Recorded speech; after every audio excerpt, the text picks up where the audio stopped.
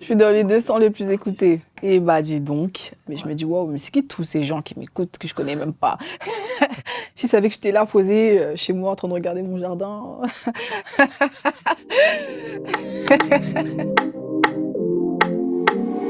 J'ai toujours aimé écouter la radio, j'ai toujours aimé chanter, donc ouais, c'est un truc que j'avais déjà depuis longtemps. La première fois que j'avais vraiment fait un morceau, c'était dans ma chambre. Ensuite, je suis allée au studio. La première fois qu'on entend sa voix au studio, c'est genre waouh, tu vois, t'es en mode ça, c'est moi qui chante comme ça, tu vois. Et c'est particulier, mais c'est satisfaisant aussi un petit peu. Je me suis toujours considérée comme une chanteuse, mais il n'y a aucun titre en sortant du studio, je me suis dit ah ouais, celui-là, ça va péter, je vais être une star internationale grâce à ça. Non. Tu m'as brisé le cœur, brisé les côtes, j'ai changé de côté. J'aurais tout donné. J'ai commencé sur les réseaux sociaux. Après, oui, aujourd'hui, j'ai une visibilité plus big, on va dire. Mais je pense que les réseaux sociaux, ça reste tout de même important. C'est quand même une bonne manière de communication. En plus de ça, je trouve que quand tu es artiste, tu peux pas mentir genre, sur ta personnalité et que sur les réseaux sociaux, ton image, ça file à ta musique. Quand tu chantes un truc et que quand tu regardes par exemple ton Insta ou par rapport à même tes lives ou ta manière de parler, on peut se dire mais c'est pas la même personne qui a fait le morceau, genre rien à voir. Ne serait-ce que même une interview. Hein.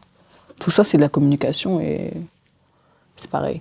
C'est quoi ta recette justement pour garder un certain décalage, continuer à avoir les pieds sur terre? Bah déjà, moi, je suis une personne très casanière. Ça veut dire que c'est maison, boulot, famille, dodo. Je sors que quand ma fille veut sortir, quand j'ai du travail, quand je dois aller, je suis obligée d'aller voir mes amis, parce qu'au bout d'un moment, il faut être sociable. Je pense que c'est ça en fait. Hein. Je suis très cocooning, je suis très posée maison, film, manger, faire à manger, entre amis, entre famille, en famille et tout. Moi, c'est ça qui me fait kiffer. Je trouve que je m'exprime assez dans ma musique et après, le jour où j'aurais envie de m'exposer personnellement et tout, je le ferai. Comportement, bah ouais. J'ai dit comportement, bah ouais. Je suis dans mon comportement, bah ouais. J'ai dit comportement, bah ouais. Qu'est-ce qui t'influence le plus, tu penses, de la vie au Mali dans ta musique? Bah, c'est une culture, c'est une double culture, c'est bien. Ça permet d'avoir d'autres raisons et de s'ouvrir aussi, même mentalement, et d'avoir la vision du Mali et la vision de Paris, de se dire mais en fait on n'est pas si différents que ça, mais on n'a pas forcément la même vision de la vie. Et ça, c'est un plus, moi je trouve. C'est comme un métissage, mais culturel. Il y a beaucoup de sagesse au Mali. Ne serait-ce qu'une petite fille, tu parles avec elle, elle est très mature. Une meuf de mon âge, n'en parlons même pas, tu sais. Ouais, il y a beaucoup de joie de vivre et de sagesse. C'est ce que j'aime bien. Et c'est très famille, c'est très convivial. L'Afrique, c'est un pays où la musique, c'est inné depuis très longtemps. Donc moi, ça m'étonne même pas quand t'as un Burna Boy. Ou un Wizkid ou des Davido. Ils deviennent de plus en plus inter. Je trouve ça... Moi, pour moi, c'est normal. Mais l'Afrique, c'est international, hein, moi, je trouve. Hein. Bah, aujourd'hui, même les Quinri veulent collaborer avec des artistes africains. Je me dis, c'est un plus. Comment tu commences à écrire le morceau? C'est d'abord une mélodie, c'est d'abord une histoire, un texte? Ah bah, en vérité, c'est top line, ensuite écrit ou écriture directement, ça dépend. Soit ça sort directement, soit sur d'autres morceaux, on met plus de temps. Comment raconter une bonne histoire? Pour moi, c'est pas forcément... Je vois pas ça comme des histoires, genre, je vois ça comme une discussion avec une copine, tu sais pas, ou une leçon de vie, tu vois. Mais je me dis pas, allez hop, bon, le début de l'histoire, c'est ça, et à la fin, ça se termine comme ça. C'est pas un clip. Moi, je me livre à 100%. Après, j'essaie de calmer, temporiser un petit peu, et de me dire, bon, est-ce que là, j'en ai trop montré? Est-ce que là, non? Et je fais au feeling, en vérité. Je me prends pas trop la tête à ce niveau-là. Je me dis, l'inspiration, c'est bizarre, mais ça se contrôle pas. C'est un truc, je me dis, si on avait de l'inspiration tout le temps, si on pouvait contrôler tout ça, ce serait magique. Mais pour moi, l'inspiration, ça se vit. Donc, quand j'ai de l'inspiration et que je me dis, hop, peut-être que cette phrase-là, j'ai envie de la chanter, bah, je vais l'écrire ou je vais l'audiophoner, tu vois. Mais quand on me fait écouter une instru et que ça passe, je vais faire la même chose. Oh, dja dja, y'a pas moyen, dja dja.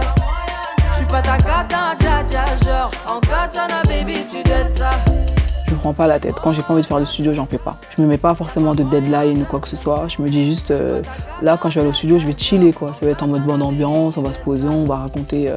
Je vais écrire, je vais écouter du son et ça tourne, tu vois. Mais non, j'ai pas de. Je vais aller là-bas une semaine, je vais m'enfermer, c'est chaud. J'ai fait une fois un séminaire et j'ai pas du tout aimé. Il y avait de la musique dans tous les sens et c'était trop pour moi, genre. Tu travailles souvent, même quasiment toujours, avec les mêmes producteurs, notamment le side. Qu'est-ce qui t'intéresse dans le fait de travailler un peu en famille, toujours avec les mêmes personnes? Bah déjà j'ai tout souvent travaillé avec eux, mais j'ai aussi je me suis un peu ouvert vers d'autres personnes.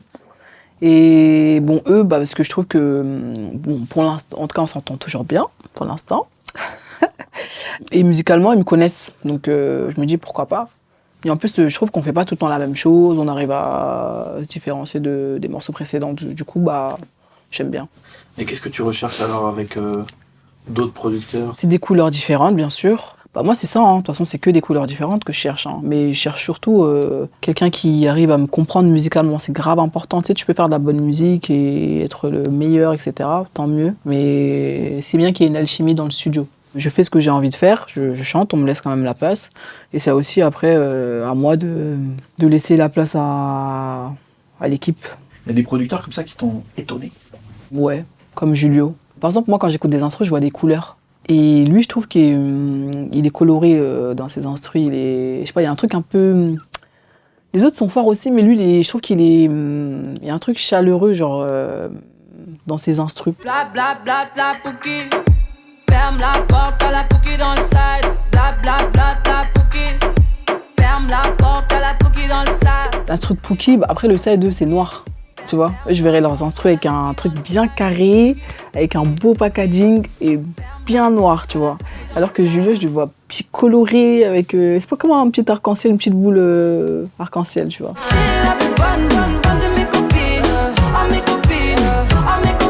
Parce que lui, c'est des instrus plus solaires, plus, tu vois, on a fait Copine, on a fait Jolie Nana, on a fait, tu vois, les instrus, elles ont un truc, je sais pas. Mais moi, je le ressens comme ça. Ça t'emmerde ça à chaque fois quand on te classe dans des rappeuses, des fois? La musique, ça varie. Et on demande des sons de plus en plus dansants, touchants. Donc il y a les rappeurs qui rappent en mode à l'ancienne, etc. Et maintenant, il y a le nouveau rap où on peut chanter, avoir des belles mélodies avec un rythme zoukant ou dansant. Donc c'est normal. Mais après, moi, me classer en tant que rappeuse, c'est bizarre un peu. Aime-moi doudou, montre-le-moi doudou.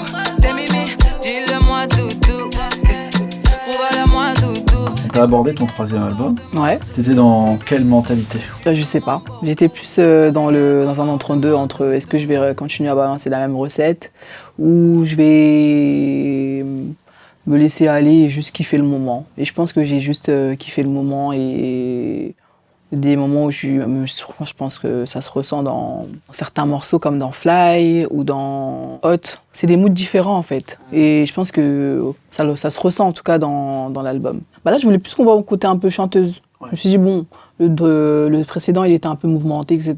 Là, je suis dans une année assez calme.